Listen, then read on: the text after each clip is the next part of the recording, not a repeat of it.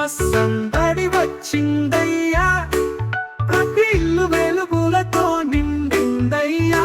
అందరితో ఆనందంగా పాటలు పాడదాం, భక్తి శ్రద్ధలతో క్రీస్తు జన్మదిన వేడుక జరుపదాం. బెత్లెహేం పల్లెలో వెలుగుల రేయి, గోపరుల గీతాలు వినిపించరేయి.